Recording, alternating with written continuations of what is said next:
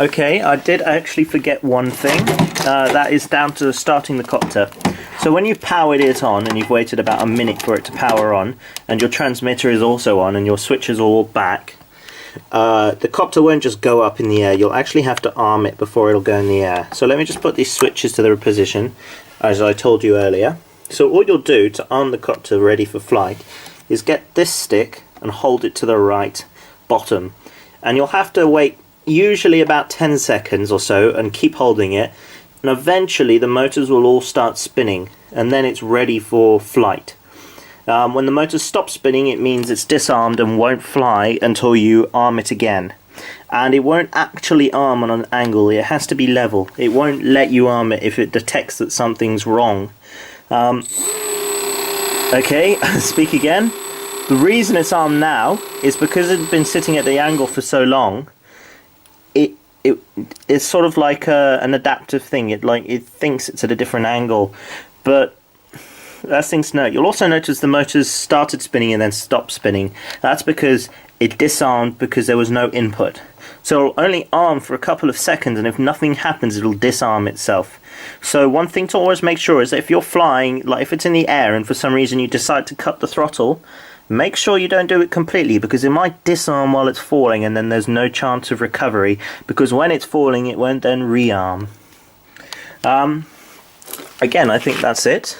Thank you for watching, and when you're done flying, you put your stick to the bottom left to disarm it. Goodbye. Hey there YouTube, today I'm doing a basic instructional video on using this copter. So this is mainly for the person who's purchasing this copter, Mr. Dave Dundon, but it will be useful for others, I suppose, especially if you've got a similar build or want to make a similar build. So I'll try and go over the basics as I remember them. Firstly, I have to unpack certain things. So the key things here are your controller and the video. Those are the two things that somebody starting out might find a little bit difficult to, how do you put it, to use initially. So that's what I'll be talking about. Let me just get my seat lower for this purpose. Okie dokes. So you have your controller. Now, whenever you're going to use your copter, you should always turn on the controller first. No matter what, controller turns on first and turns off last. So we'll turn it on. Straight away the copter will turn on, and you see this display here. Now you see here it says alert, and then it shows THR. What this means is one of these switches is forwards and it should be back, and that screen will only go when you click them back. So in this case, if I flip that switch back, it now goes onto the main screen. This main screen shows some information. The only really important stuff is that, which is the voltage of the battery in the controller. When that gets to 10 volts, it's time to charge the battery, otherwise you might find your copter falls out of the sky when the controller dies. That's all that's really important in that respect. The other importance is the screen at the top here, which is the Free Sky telemetry. Now, this isn't actually doing that much. All it is doing is showing the battery voltage of the copter. So all you would do when you turn on your screen is you just push down that button, and that will come up with the voltage of your battery. Now, the batteries the copter uses are 4-cell, which means they've got 4 cells rated at 4.2 volts max, 3.3 minimum usually. I can't recall what that means for minimum flight battery. Let me think about this. 3, 6, 9, 10, 11, 12. So if your battery gets to 13 volts, that pretty much means land immediately, because it's going to crash otherwise or destroy your batteries. Generally, what is it? Generally, let's think about this. 14 volts is where you want to come down and land. But there will also be a battery alarm on the copter that beeps away if the batteries are getting low. So that's all you do, is push the button on that and make sure all your switches are backwards.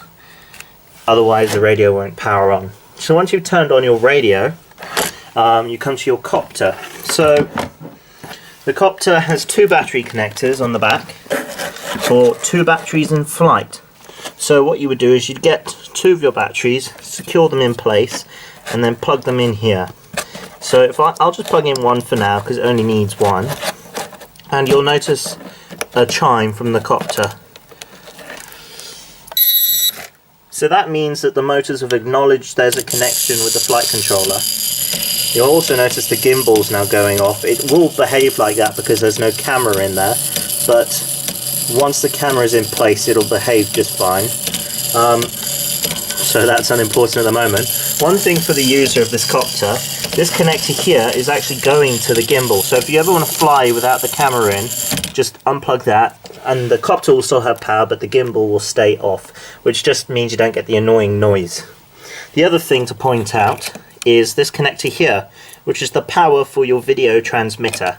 Again, only connect this when you're going to use your video, otherwise tuck it in underneath the battery tray. And this would plug into one of your balance leads. So you'll have one balance lead going to your battery alarm and one balance lead going to your video connector. If you don't have that plugged in, your video just won't work. I can demonstrate that now, but you won't really notice anything because there's no camera connected to the video. But with that respect, because this is designed for a GoPro, I have a connector at the front, which is a plug that plugs into the side of the GoPro. So when you plug in the GoPro and plug in the transmitter, it should automatically start beaming your video. And the detector for that video is this device over here, which is a video receiver. So this requires a battery which uses one of these. So you get your video transmitter battery, video receiver battery, and you plug it into the cable adapter. If you hold on a sec.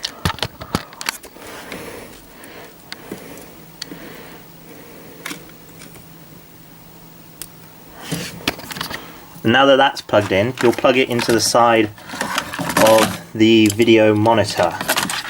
Sorry, having to do this with one hand. Let me plug that in.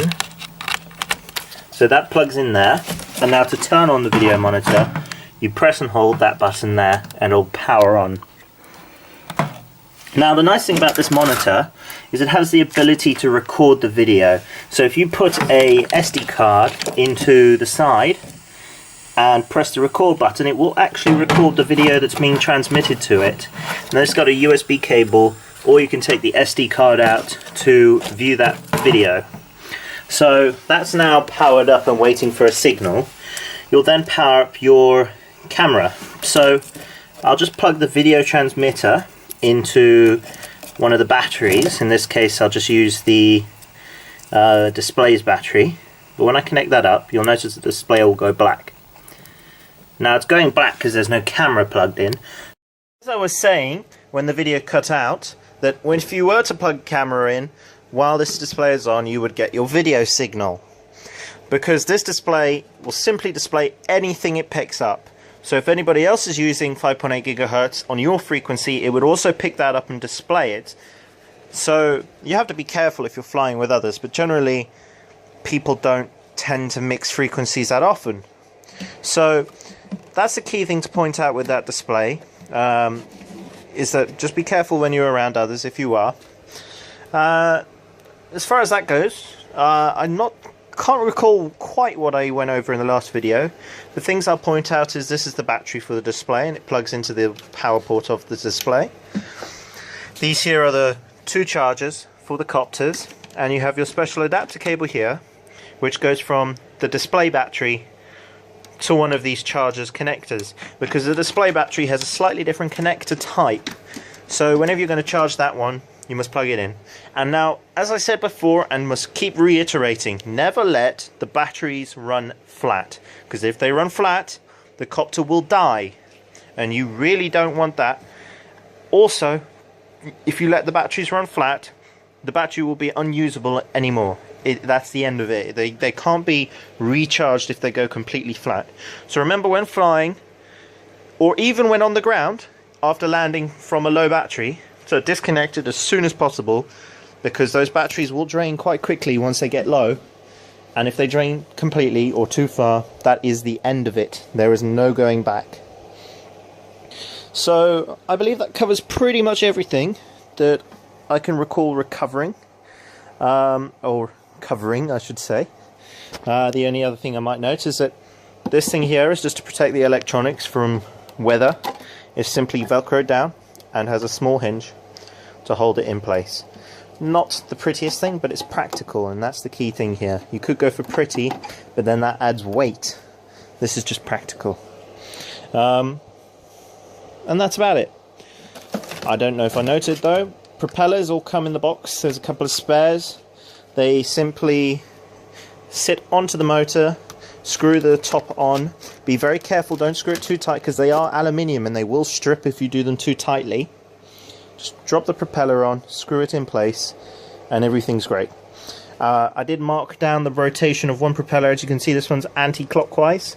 So you need to put on a propeller that blows down when it spins anti-clockwise, and then every motor after that is alternating. So this one would be clockwise, this one would be anti-clockwise, clockwise, anti-clockwise, etc. You only need to know the rotation of one motor to fit the blades on all the other motors. That's a very useful piece of information to remember. Okay, now I do think that is actually it. So thank you very much for watching. YouTube, this is a remake of the video on using this specific copter and any copter with an APM with Mission Planner. So this might be a bit of rehash, but the old video corrupted, so here we are. You need to download a program onto your computer called Mission Planner. It's a free piece of software. Just Google it and you can download it, and it allows you to control certain parameters of the copter. So to connect it to Mission Planner, you need a micro USB cable. If I can get it to focus, there we are. So what you do, plug the USB end into your computer, and when I can get it to focus again, you plug the other end into the USB port on the APM. And when you do so, the APM will fire up. Let me get it in, if I can, one-handed. And bang, there we are. So the APM now has USB power. What we do on Mission Planner at that point is select the COM port. It will automatically highlight it by the one that says Arduino. Select on 115200 and click connect. And it will now connect to the copter and download all the parameters from the flight.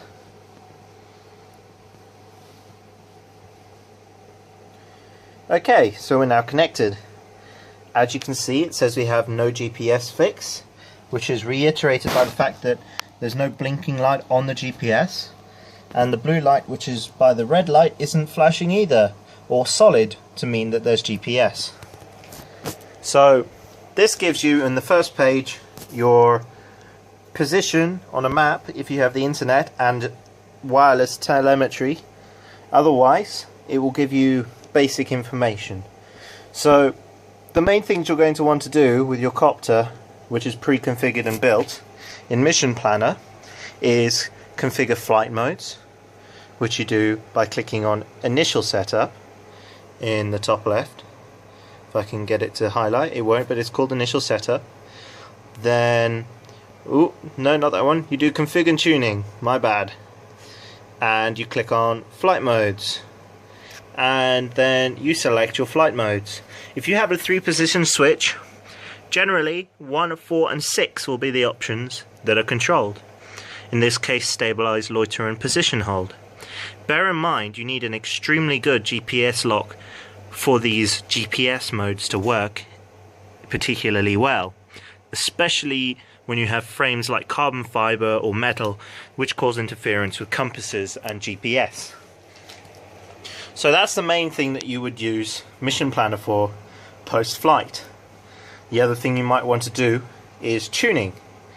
So if I can get out of this silly menu, if we go to Config and Tuning and then to Standard Parameters, no, Extended Tuning, that's the one, you'll then find your tuning menus. The key ones you would change are P and I on rate pitch and rate roll. Generally, for most copters, you'll stick to around 0.09 and 0.08, and that tends to go with pretty much any size and variation on 3S and 4S configurations. So that's the other thing you might fiddle with. And there's one final thing that you would use Mission Planner for. So what I need to do in that case is disconnect. And once disconnected, I go to Terminal. And then when I'm at Terminal, I click Connect again. So as you see, it brings up a bunch of information. Now don't click on anything, you click Log Download. And this brings you to the logging information for your flight. This gives you everything the copter read. So what you would do in this case is download all logs, and that will download every log that is recorded into its memory for every flight it's had, as long as the memory doesn't run out. Once you've downloaded them, you click Clear Logs, and once you've cleared the logs, you then re-download after a successful flight. Bear in mind, it will make a new log every time you disarm the copter and rearm it and fly it. And so if you're trying to differentiate flights, I suggest you bring a computer with you and download the log immediately after the flight. Bear in mind, you want to delete your logs once you're done with them, as it can get confusing as to what log is for what flight. So remember that when you're flying. Okay then, so that covers Mission Planner. Due to UK laws, you would go into Flight Plan, and then you just tap where you want the copter to go, and you see it's joining the dots, and then you'd click Right Waypoints, and then you'd switch to autonomous mode in the copter, and it would fly those waypoints. However, as I said earlier, not recommended. That's fairly simple, and if you want to start again, you would just click Reset, and you'd click New Points. What else can I tell you about? There's nothing of any of importance otherwise. The other stuff isn't really relevant. Let me think. I think that's it. The only other thing to talk about is mechanical stuff, which I'll do in just a second once I put the computer out of the way and unplug it. So you can't just unplug it, you don't have to click disconnect. I'll just do as a matter of course. So now we come on to propellers. So the motors have specified propellers. They have to have the correct kind of propellers. And to help with that, I've written onto the two front arms which propellers use. So this arm is anti-clockwise spinning. So you need a propeller that pushes air down when it spins anti-clockwise. And this one is the opposite, clockwise spinning, which means it needs air that pushes down when it's spinning clockwise. And the successive motors are opposite. So that's clockwise, that's anti-clockwise, and that's clockwise. And the same for that side. So all you need is to know the rotation of one motor, and then you know all the others. That is fairly imperative if you do that correctly. If you don't do that correctly, the copter won't fly and will crash. So make sure you do that properly. To actually fit the propellers, it's a fairly simple job. This little thing on the top unscrews. I don't think I can do it by hand, but this unscrews from the motor. So you'll hold the motor and unscrew this, slide your propeller on, and then screw this down, and then it's got little holes in it that you can see. That's so you can put like an Allen key or something and just tighten it enough so that when you're flying, the propeller doesn't come off. There's Loctite stuff in there that will help with that, but it's advised that you make sure it's tight. Don't go too tight though, because you might strip the bolts, because this stuff is aluminium, and aluminium unfortunately isn't great for keeping together should you tighten things too much. I think that's everything. The only other thing to point out is again back to charging, which is mainly down to the display screen. So you'll notice that this battery has a red connector rather than a yellow one, and that means it won't be able to plug into the charger's yellow port, but you need to. So that's what this special cable is for. This plugs into the red port of your battery and outputs a yellow plug so that you can charge this battery with the normal chargers. Again, it's very easy to do, and I've put the instruction manual for the charger in the box as well. And I believe that's it. There's several spare propellers in there, I think enough to replace all the propellers twice. and I can't think of anything else. As with the buyer and anyone else, if you do have any questions, feel free to message me and I'll get back to you fairly quickly. If you do message me on a weekend, don't expect to reply until the week, because I'm often very busy on a Saturday and Sunday. But aside from that, I believe that's everything. I will just point out again, as I said with the GoPro, it's got its connector here. It's just a mini USB that plugs into the side of the GoPro, and that should output your video just fine. And aside from that, there's nothing else to say. So thank you for watching, and goodbye.